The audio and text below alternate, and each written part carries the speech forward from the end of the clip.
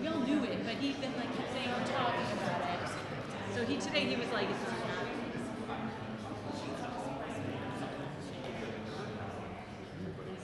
But he said we're not on the same page. Do anything with 51 senators.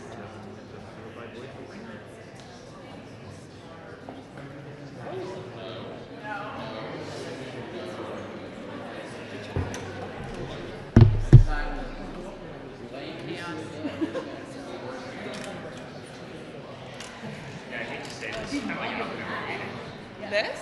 Oh. The same sign at two press conferences? Oh, we do that all the time.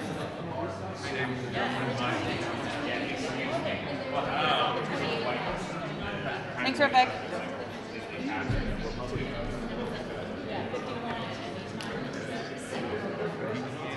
Well, they have to be ready for a forum loss if they don't have a president. They have to bring everyone back and they give them time. I'm sure that could get. Can you guys imagine how mad Grassley would be? Like, start taking all the needs. Trump's hair. He was literally screaming. I'm sure Grassley would be like, Not to go late. Get the hand.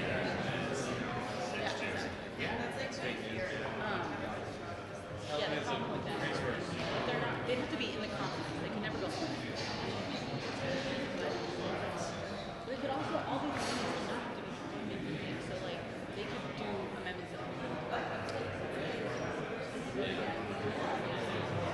things that would be really bad. It would just be. It would also get more get us to the 28th. I just had a whole conversation about this. Isn't that fun where you get to go like that?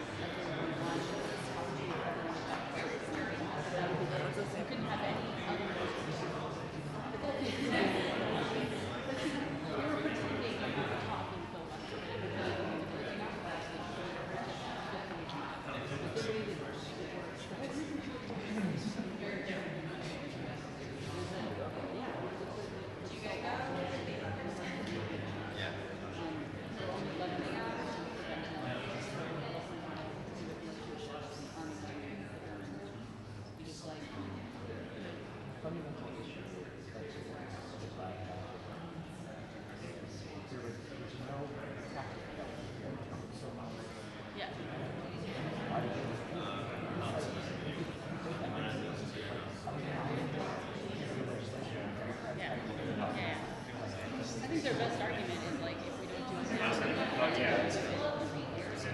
but yeah, they could have, but they have those people who stop. Your view isn't great, it's sort of like all at the top. Yeah. So I do feel like there are people who resisted, who didn't have to. Like King. No, they were Like last minute and sticking their outside the door. Starbucks. It'd be harder than this.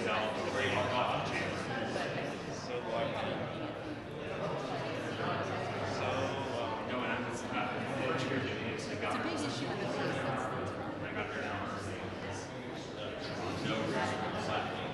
It's MAGA. They're talking guys on the radio. It is beyond that. It is the MAGA activists are getting security part of the job.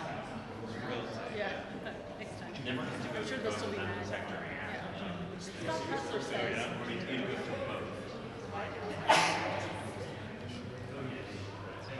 He said, do it, John. But he didn't bring up the word filibuster. I don't think he cares about it. I mean, it's definitely. But also, kind of makes you wish we could keep calling for something. Mission accomplished. Turn the speech. Just turn the speech off. I think I heard like 2 lines and whatever she said. Not Mike. I mean, I just denied the word. Like, even here. Yeah.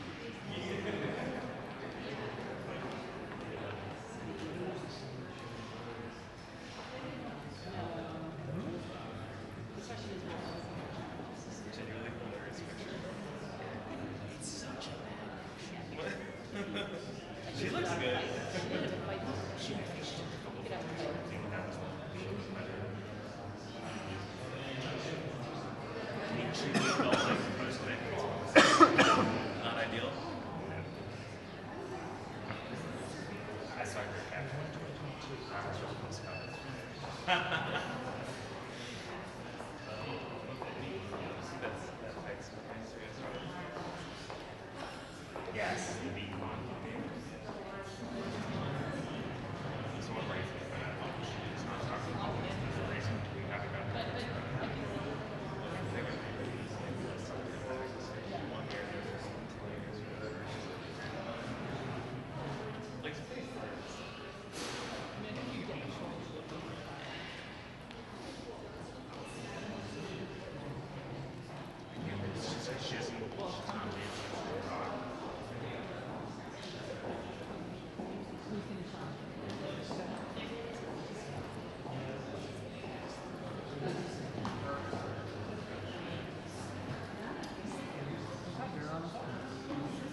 Can't believe you guys caught that.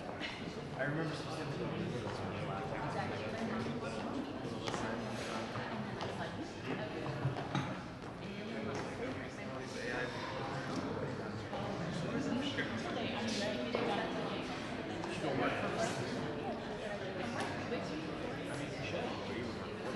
But you should work at NBC. Hell yeah.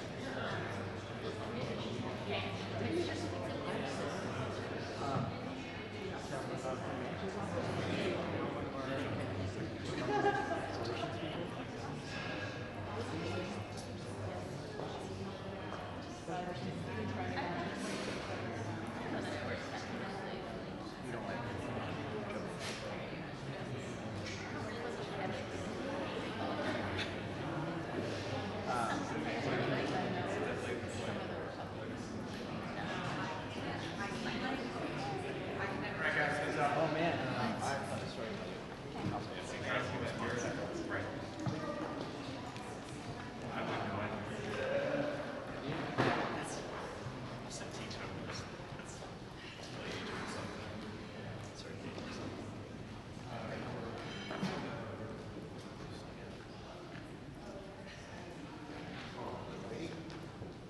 Here we are. That's a good one. Who thought that one up? Okay, good afternoon, everybody, and I'd like to thank two of our great senators, Senators Klobuchar and Padilla, for joining us today, and they have something in common. We're not going to say that. But we won't say what it is. Okay. Now we all need to know. I know you do. Well, you can do your own queries. Right. Alex and Amy. Yes, that's what it is. He's first. Okay, thank you, everybody. This has been a very erudite.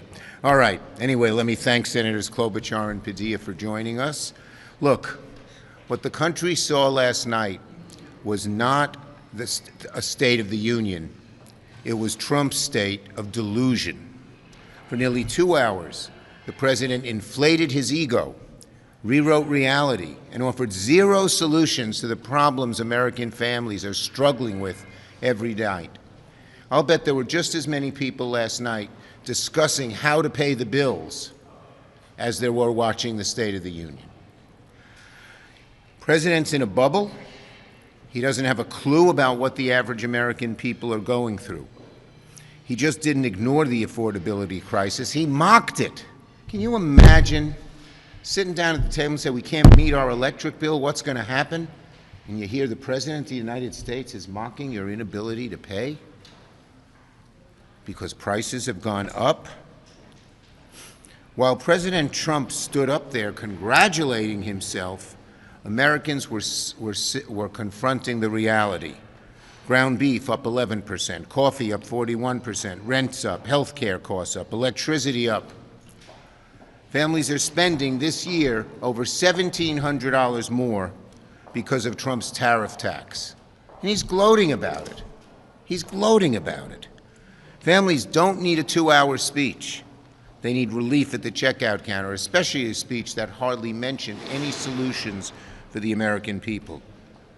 You know, look, Trump spent a lot of time praising himself. He patted himself on the back so often that I thought he might fall down. But the American people didn't want hype. They didn't want the kind of stuff he did. And he lied. He just lies. He makes it up. He said we've gained manufacturing jobs. We've lost over 100,000 manufacturing jobs since he became president. He said job creation is on the rise. No. It's at the lowest point in 20 years outside of a recession. I think it was 2003 that job creation on a percentage basis was as low. And then, incredibly, Trump put J.D. Vance in charge of investigating corruption. Well, in one way, he's a good choice, because if he wants to investigate corruption, he doesn't need a task force. He doesn't even need a car. All he has to do is walk down the hall and start investigating his boss, where there's huge amounts of corruption. He can start with the billionaires bankrolling Trump's vanity projects. He can look at corrupt pardons that the president gave. He can look at the luxury jet gifted from the Middle East. And most of all, glaring of all, he can ask the president why the Epstein files, all of them, haven't been released. Last night was all hype and no help. If you're a family hoping to hear how your costs would go down, you got nothing. If you're a worker hoping to hear how your job would be protected, you got nothing.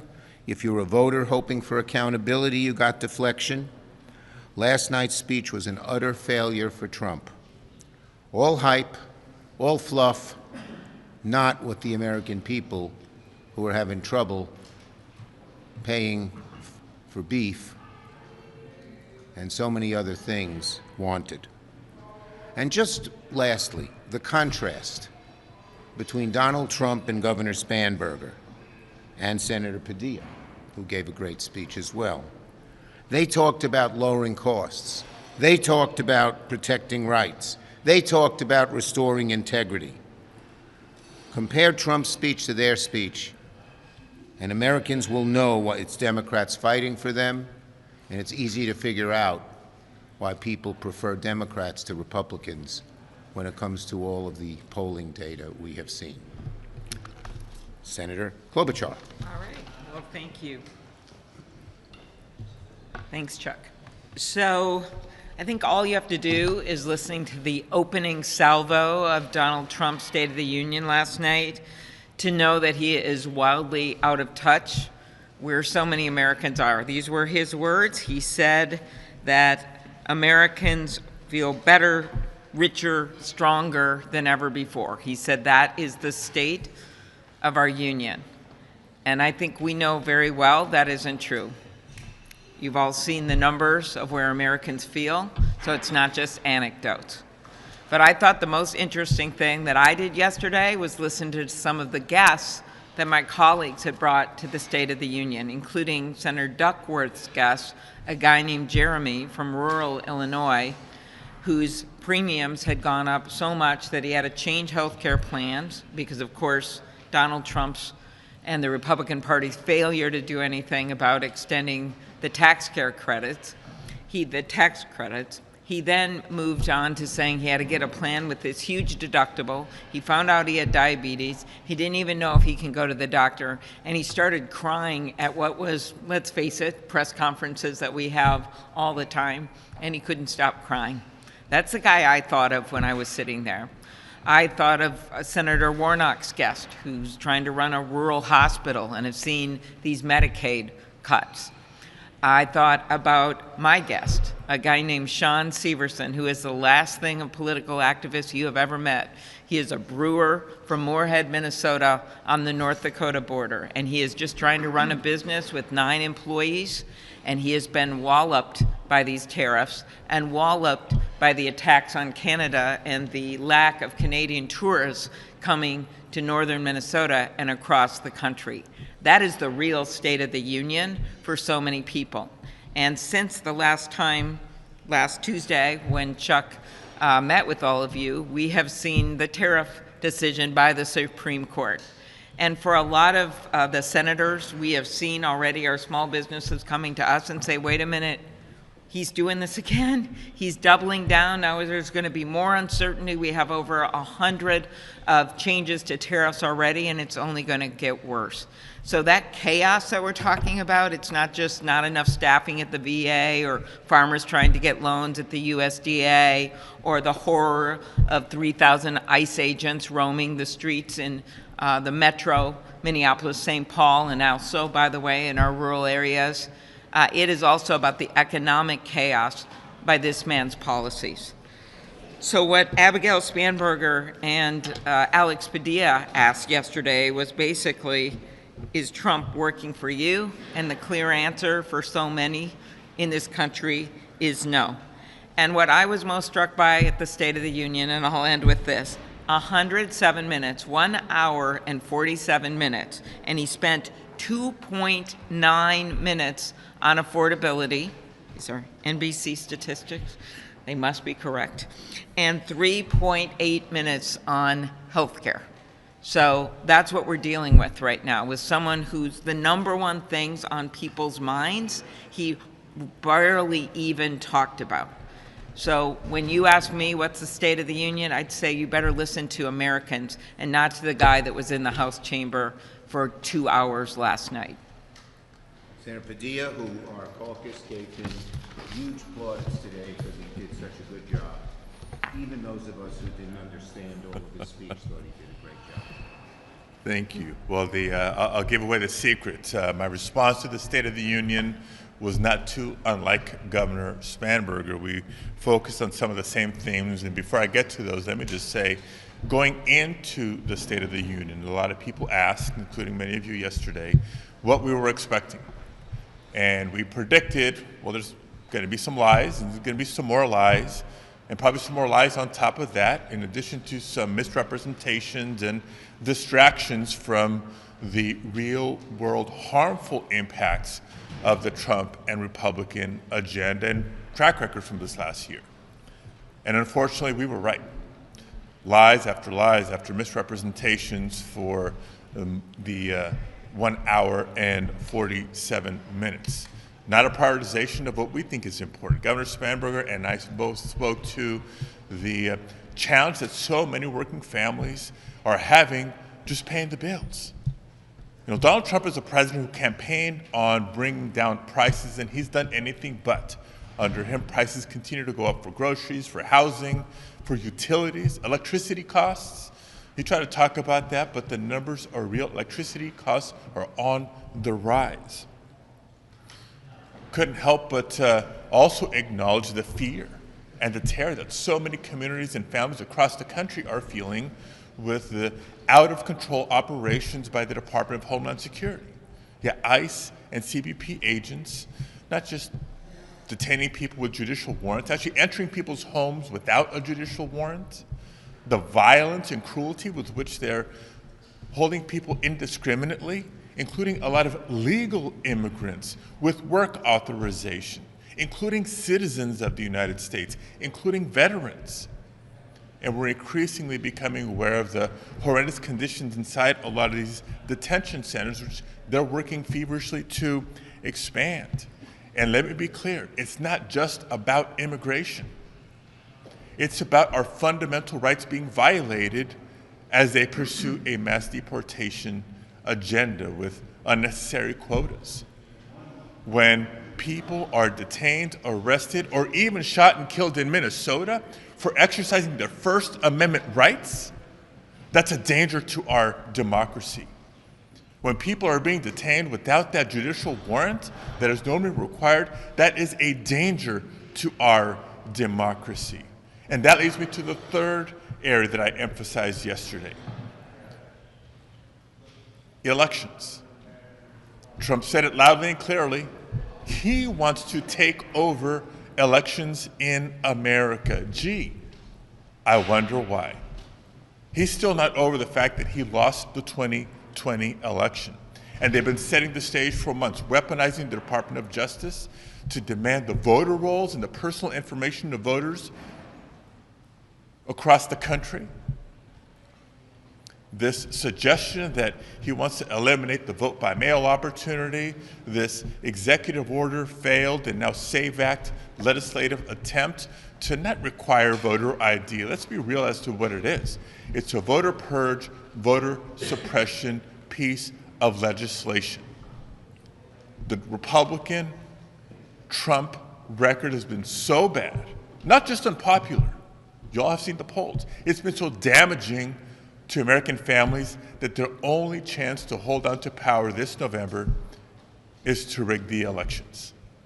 You'd think they'd see an opening and pivot on policy and work with us, whether it's reining in out-of-control ICE and CBP agents by imposing common sense reforms, or walking away from the illegal and counterproductive tariff policies that are raising costs on all of us. The president doubled down, and we're going to double down on our legislative efforts, our legal efforts, our outreach to the American people, and we're going to get ready to vote this November and bring about real change. In closing, I just want to emphasize that theme of elections from here. I'm excusing myself to a spotlight hearing that we're having, Democrats on the Rules Committee, shedding light on what is happening with these threats and what it means, not just for us in Congress, but for state and local officials. We have with us the Attorney General of California, Rob Bonta. We have one of the commissioners from Fulton County, Georgia, where Tulsi Gabbard, the head of intelligence, joined the FBI in a raid to confiscate materials from the 2020 election. We got to stop living in the past. Accept the laws. Let's work together to improve people's lives. That's what we're going to stand up for. And thank you for being here. Thank you, Alice. Yes, go ahead. Can you walk us through where negotiations over DHS funding stand? Have you talked to the White House, U.S. plans to, and would you support pulling it apart to fund Coast Guard, FEMA, other avenues, and separate it out as some in the House and proposed? Do you Jeffrey supports that? Let me say two things. First, we sent them a proposal a week ago Monday. We still haven't heard back. Crickets. And so it's in their court. As for getting this done, we all want to see TSA and the other agencies funded. That's up to the Republicans. Very simply, all they have to do is agree with our simple ideas that every police department just about in America follows, and we'll get it all done. It's plain and simple. Yes. Thank you, Mr. Leader. The president last night briefly made his case for why strikes in Iran might be necessary. You've been briefed by top administration officials now. Would you personally support strikes? Look, I can't talk about the briefing. It's classified, but what they talked about is very serious. And the American people, the administration should come clean and tell the American people their goals. Yes. Thank you, leadership. Republicans have said they're going to cut campaign ads. With the moment last night where Democrats remained seated when President Trump said, "Stand if you support Americans over illegal immigrants." Why didn't Democrats stand? Of course we support Americans. We're not going to be a prop in Donald Trump's little show. I wanted to ask you about the University of New Hampshire poll that is out that shows Plattner up almost 40 points on Mills, Plattner up 11 on Collins, but basically even with Plattner up 11 on Collins, basically even with Mills. Yeah. Did you guys pick the wrong Polls come and go. There are different polls that are all over the lot. We're going to win in Maine, and frankly, Mills is the only Democrat who's won statewide in 20 years. Leader Schumer? Yes. There's reporting that some Epstein files have been withheld or removed related to Trump. Are you worried that there are still files that were not released in regards to the Yes, I think the process in terms of releasing the files has been terribly flawed. We demanded that all the files be released. They have not been. And the Attorney General and Trump himself are just derelict. And the American people keep asking a question that doesn't serve them well, doesn't serve Bondi and Trump well. What the hell are you hiding? Is there any Thank you, recourse for everybody. Congress?